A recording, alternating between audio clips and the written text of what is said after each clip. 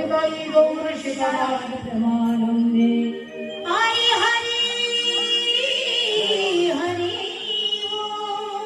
সকল ভক্ত চরণে আমার কোটি কোটি দণ্ডবোধ প্রণাম জানিয়ে এতক্ষণ আমরা মহাপ্রভু চরণ আশ্রয় করেছিলাম। আমরা যে ভগবানের গুণানুগ কীর্তন যার কথা আমরা শুনব, রাধে রাধে। ওমা, ভগবানকে আপনারা জানেন যে ভগবানের আরেক নাম হচ্ছে দর্পহারি মধুসূদন। ভগবানের নাম দর্পহারি মধুসূদন। শ্রীকৃষ্ণের 108টা নাম, 78 শতনাম। অনেকের এই ছোট্ট গ্রন্থটা মুখস্থ আছে, অনেক মায়েরা মুখস্থ করে রেখেছেন, অনেকে প্রতিদিন পাঠ করেন। শ্রীনন্দন রাখিল নাম নন্দের নন্দন, শ্রীনন্দন রাখিল নন্দের নন্দন, শ্রীনন্দন রাখিল নাম নন্দের নন্দন। আর যশোদা রাখিল নাম যাদুমা সাধন, যশোদা রাখিল নাম যাদুমা সাধন, যশোদা রাখিল নাম যাদুমা সাধন। উপানন্দ নাম রাখে সুন্দর গোপাল, উপানন্দ নামে রাখে সুন্দর গোপাল, উপানন্দ নামে রাখে সুন্দর গোপাল। আর ব্রজবালক নাম রাখে ঠাকুর রাখাল, ব্রজবালক নামে রাখে ঠাকুর রাখাল, ব্রজবালক নামে রাখে ঠাকুর রাখাল। পশুপতি নামে রাখে গরুর মহাবীর, পশুপতি নামে রাখে গরুর মহাবীর, পশুপতি নামে রাখে গরুর মহাবীর। পশুপতি নামে রাখে গরুর মহাবীর। আর দর্পহারি নাম রাখে অর্জুন সুধীর, দর্পহারি নামে রাখে অর্জুন সুধীর, দর্পহারি নাম রাখে দর্পহারি নামে রাখে অর্জুন সুধীর। ভগবানের নাম দর্পহারি মধুসূদন। এই নামটা কে দিয়েছেন? এই নামটা দিয়েছেন তৃতীয় পাণ্ডব অর্জুন। অর্জুনের দেওয়া নাম দর্পহারি মধুসূদন। অর্জুনের এই দর্প ভগবান চূর্ণ করেছিল, তার অহংকার ভগবান চূর্ণ করবেন। আপনারা প্রশ্ন করবেন অর্জুনের অহংকার হলো কেন? অর্জুনের কেন অহংকার হবে? আর ভগবান সেই অর্জুনের দর্প কিভাবে চূর্ণ করবেন? তার তত্ত্ব, তার তথ্য, তার ইতিহাস আমরা গুরুচরণ আশ্রয় করে শুনব। আর শুনতে গেলে এই মুহূর্তে আমরা চলে যাব আজকে রাধে রাধে। আমরা চলে যাব যেখানে ভগবান শ্রীকৃষ্ণচন্দ্র তিনি রাস্তা দিয়ে হাঁটতে হাঁটতে আসছেন। রাস্তা দিয়ে হাঁটতে হাঁটতে আসছেন রাত্রিবেলা। কুরুক্ষেত্রের যুদ্ধ শেষ হয়ে গেছে, রেজাল্ট আউট হয়ে গেছে, পঞ্চপাণ্ডব জিতে গেছে, যুধিষ্ঠির দাদা রাজা হয়ে গেছে। দাদাকে সিংহাসনে বসিয়ে দিয়ে ভগবান ভাবছে আর কয়েকদিন পরে আমি চলে যাব দ্বারকায়। এই ভাবতে ভাবতে ভগবান রাস্তা দিয়ে আসছে, আর ঠিক কিছু দূর এসে তিনি থমকে দাঁড়িয়ে গেছেন। দেখছে একটা ঘরের ভেতর থেকে একটা কান্নার শব্দ ভেসে আসছে, কান্নার শব্দ ভেসে আসছে। ভগবান ভাবলেন এত রাত্রিবেলায় একজন মহিলা কান্নাকাটি করছে, ব্যাপারটা কি আমাকে দেখতে হবে। ভগবান যত ঘরের কাছাকাছি যাচ্ছে কান্নার শব্দটা তত জোরে হচ্ছে, যত কাছাকাছি যাচ্ছে তত কান্নাটা জোরে হচ্ছে। আর সেই ঘরের ভেতর থেকে কান্না কাঁদছেন কে না, দুহাত দিয়ে মাথার চুলগুলোকে ছিঁড়ছেন, দুহাত দিয়ে মাথার চুলগুলোকে ছিঁড়ছেন, কখনো কপালটা মাটিতে ঠুকছেন, কখনো ধুলো বালিগুলো গায়ে মাখছেন। আর চিৎকার করে যিনি কাঁদছেন তিনি আর কেউ নন, তিনি হলেন শতপুত্রের জননী মা গান্ধারী দেবী। পরাণের দুর্যোধনের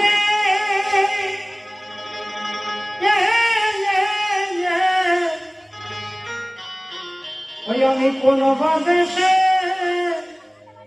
যাব তোর না গিয়া।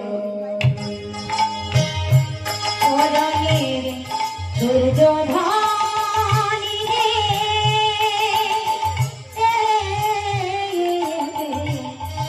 কোন বাদেশে যাব তোর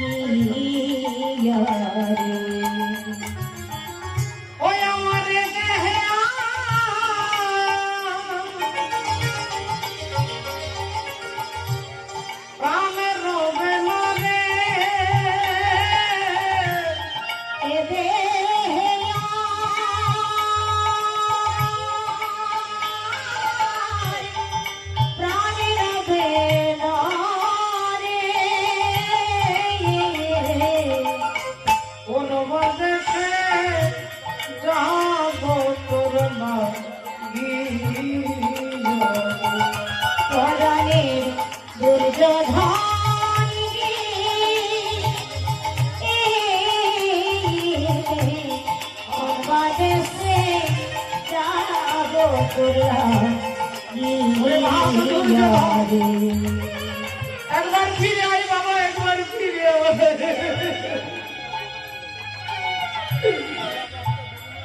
ওরে বাপ, বনে যদি আগুন লেগে যায় সবাই দেখতে পায়, কিন্তু আমার মনের ভেতরে যে আগুন লেগেছে এই আগুন কেউ দেখতে পায় না।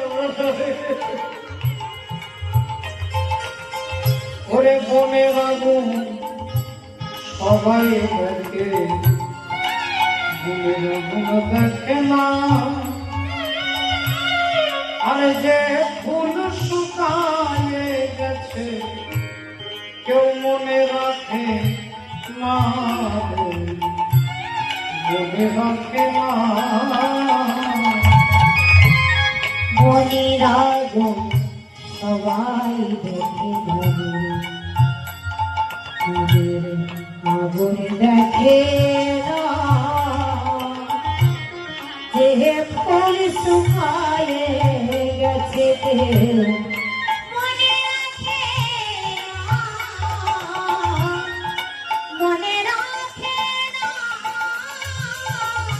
ওই আমার দেহে আর প্রাণ রবে মানে, ওই আমার দেহে আর ওরে ভোগারে,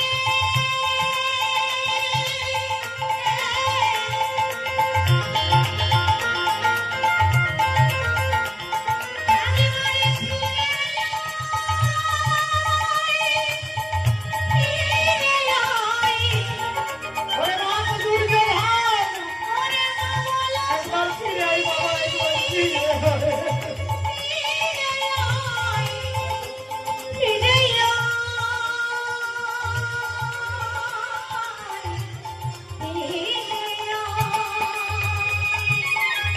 আমার দেহে আর প্রাণ রবে মানে, ওই আমার দেহে আর প্রাণী রবে না রে। কোন বাদেশে যাবো তোর মা গিয়ে, পরাণের কোন বাদেশে হরিও কোন বাদেশে যাবো তোরা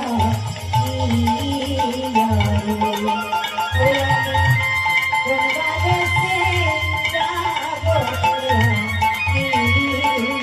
ওরে দুর্গে ভাই, কোন বাদেশে যাবো ফিরে আয় বাবা, ফিরে আয়, ফিরে আয়।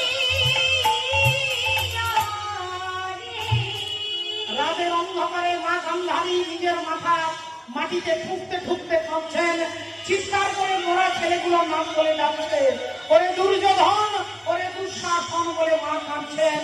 আর এমন সময় ভগবান দরজার কাছে দাঁড়িয়ে ছোট্ট করে মিষ্টি করে বলে উঠলেন, মা। যেই মা বলে ডেকেছে চমকে উঠেছেন গান্ধারী। কে? কে আমায় মা বলে ডাকলে? আমায় আমার তো মা বাবার মতো কেউ নেই, কে আমাকে মা বলে ডাকলে? আমি তোমাকে দেখতে পাচ্ছি না কেন? আমি তোমাকে দেখতে পাচ্ছি না কেন? পেছন থেকে উত্তর আসছেন, মা গো, আমাকে এরকম হ্যালোজিন জেলে দিলে দেখা যায় না মা। আমাকে হ্যালোজিনের আলোতে দেখা যাবে না, আমাকে টিউবলাইটের আলোতে দেখা যাবে না, আমাকে সূর্যের আলোতে দেখা যাবে না, আমাকে চন্দ্রের কিরণে দেখা যাবে না।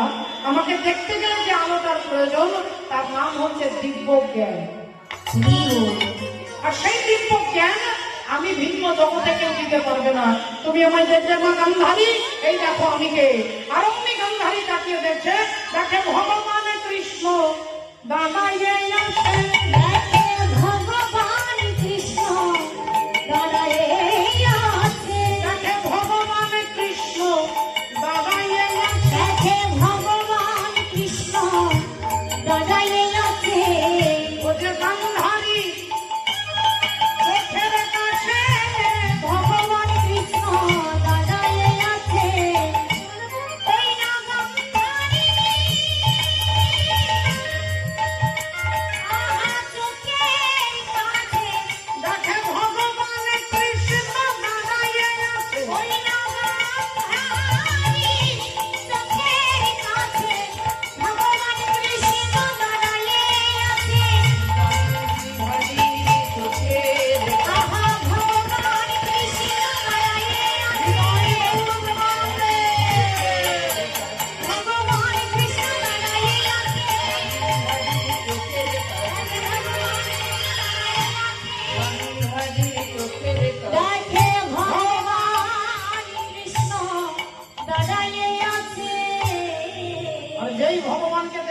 সেই গান্ধারী আঙুলটা তুলে বলে উঠলো, তুমি সেই কৃষ্ণ,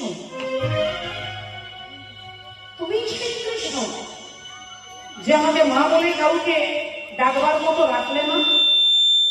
তুমি সেই কৃষ্ণ যে আমার বংশে বাতি দেওয়ার জন্য কাউকে রাখলে না। তুমি সেই কৃষ্ণ যে আমার কল শূন্য করে দিয়েছ। এই কৃষ্ণ রে, আজ এই রাতের অন্ধকারে সন্তান হারা জননী গান্ধারী আমি, আজ এখানে কেউ নেই, শুধু তুমি আর আমি। তাই আমি তোমাকে অভিশাপ দিচ্ছি, তুমি যেমন আমার বংশে বাতি দিতে কাউকে রাখলে না, একদিন আমার মতো তোমার বংশ ধ্বংস হয়ে যাবে। একদিন আমার মতো তোমার বংশ ধ্বংস হয়ে যাবে। এ কথা যেই বলেছেন, ভগবান একজন মিষ্টি হেসে বললেন, মা তোমার অভিশাপ আমি মাথায় তুলে দিলাম, তোমার অভিশাপ আমি মাথায় তুলে নিলাম।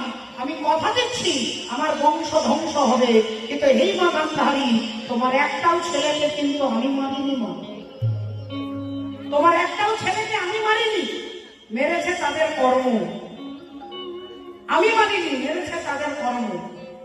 राम किसी को मारे नहीं, ऐसा नहीं राम अपने आप मर जाते हैं करके बुरा काम। আমাদের সবাইকে কর্মের ফল ভোগ করতে হয়। এই কথা বলে আজকে ভগবান রাস্তা দিয়ে এগিয়ে যাচ্ছে, মা তোমার অভিশাপ আমি মাথায় তুলে দিলাম। এই বলে গান্ধারী দেবীর কাছ থেকে হাঁটতে হাঁটতে চলে যাচ্ছে। এদিক থেকে অর্জুন আসছে, এদিক থেকে অর্জুন আসছে। অনেকক্ষণ ভগবানের সঙ্গে দেখা হয়নি, তাই একবার কৃষ্ণের মুখটা না দেখলে রাত্রে ঘুম আসবে না। তাই অর্জুন আসছে এদিক থেকে, ভগবান আসছে এদিক থেকে। অর্জুন গান গাইতে গাইতে, গুনগুন করে গান গাইতে গাইতে এগিয়ে আসছে। তেরে মর্জি কা मैं हूँ गुलाम, ओ मेरे अलबेले राम तेरे मर्जी का। आगे बढ़ी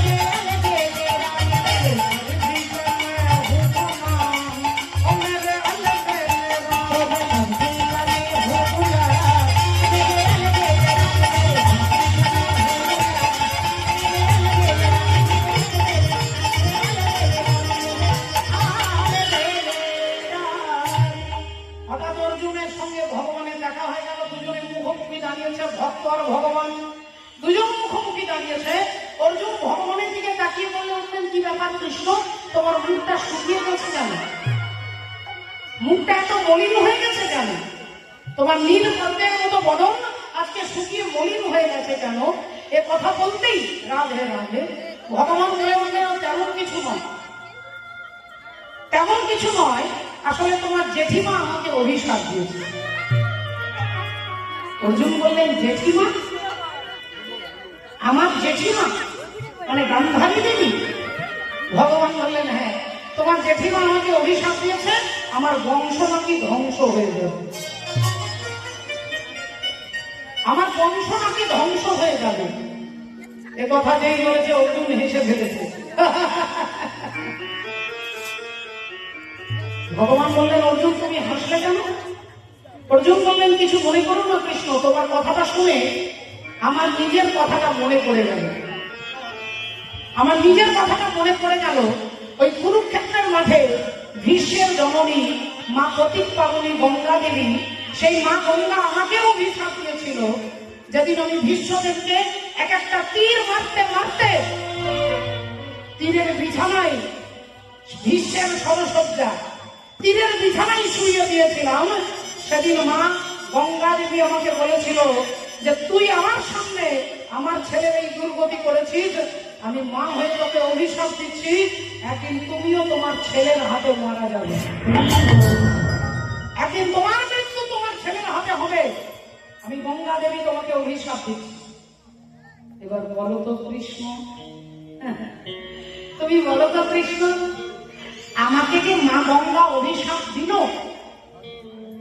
আমি নাকি আমার ছেলের হাতে মরবো? তা আমার ছেলেরা কেউ বেঁচে আছে? আমার পুত্র অভিমন্যু মারা গেছে, আমার পুত্র সুতকীর্তি মারা গেছে, আমার পুত্র ইরাবণ মারা গেছে, তাহলে আমার ছেলে বলতেই কেউ নেই, তাহলে আমার ছেলে আমাকে মারবে কি করে? গঙ্গা দেবী যে বললো আমি নাকি আমার ছেলের হাতে মরবো, আমার ছেলেরাই তো সব মারা গেছে, তাহলে আমি ছেলের হাতে মরবো কি করে? এই বলে অর্জুন যেই হাসছে, ভগবান বললেন, অন্যান্য কাজ করে হবে, আগে অর্জুনের দর্পটাই চূর্ণ করতে হবে, আগে অর্জুনের দর্পটাকে চূর্ণ করতে হবে। এই ভগবান কিছু বললেন না, কথাটাকে ঘুরিয়ে দিলেন, আর কথাটাকে ঘুরিয়ে দিয়ে বলছে, ঠিক আছে ঠিক আছে অর্জুন, ওসব কথা বাদ দাও, ওসব বাদ দাও, তুমি এখন আমাকে বলো, তোমার দাদা যুধিষ্ঠির তিনি যে অশ্বমেধ যজ্ঞ করছে, সেই যজ্ঞের ঘোড়াটা ছুটতে ছুটতে ছুটতে বিভিন্ন রাজ্যে যাবে, আর যে রাজ্যের ওপর দিয়ে যুধিষ্ঠির অশ্বমেধ যজ্ঞের ঘোড়া যাবে, সেই রাজ্যের রাজা যদি ঘোড়াটাকে ধরে, তাহলে পঞ্চপাণ্ডবের সঙ্গে যুদ্ধ করতে হবে, আর যুদ্ধে যিনি জিতবেন সেই রাজ্যটা তার হয়ে যাবে, আর যুদ্ধে যদি হেরে যায়, ঘোড়াটা যদি না ধরে, তাহলে তারা বিনা যুদ্ধে সেই রাজ্যটা পঞ্চপাণ্ডব হয়ে যাবে। আর তোমার দাদা যুধিষ্ঠির অশ্বমেধ যজ্ঞের ঘোড়া এখন বর্তমানে কোথায় যাচ্ছে? অমনি অর্জুন বলে উঠলেন যে আমার দাদার যজ্ঞের ঘোড়া এখন যাচ্ছে মণিপুর রাজ্যের ওপর দিয়ে, মণিপুর রাজ্যের ওপর দিয়ে। রাধে শ্রদ্ধেয় বাবা ঠাকুর ভক্তি প্রতিভায় আপনারা এখানে ভগবানের গুণানুকীর্তন শুনতে এসেছেন। পরম দয়াল পতিত পাবন শ্রী হরির কথা, যার কথারূপী অমৃতে অবগাহন করবার জন্য আমরা এসেছি। এই কমিটির বাবারা, দাদারা, ভাইয়েরা, কাকারা, যারা যারা অক্লান্ত পরিশ্রম করে এই মহতীয় হরিনাম যজ্ঞটাকে ধরে রেখেছেন, তারা আপনাদের কাছে ভিক্ষার পাত্র নিয়ে যাবে, যদিও তারা ব্যক্তিগত জীবনে কেউই কিন্তু ভিখারি নন, কিন্তু ভগবানের জন্য তারা আচরণটা পেতে আপনাদের কাছে দাঁড়াবেন। আপনারা ভগবানকে লক্ষ্য করে যতটুকু সাহায্য করবেন, আমি আমার তরফ থেকে ভগবত সেবায়, ভগবানের সেবাতে 1501 টাকা আমার তরফ থেকে গোবিন্দ চরণে রইল। আপনারা যতটুকু পারবেন, যতটুকু আপনাদের সাধ্য, সেইটুকু ভিক্ষার পাত্রে আপনারা কৃপা করে তুলে দেবেন। নিতাই গৌর মণিপুরে ছিল রাজা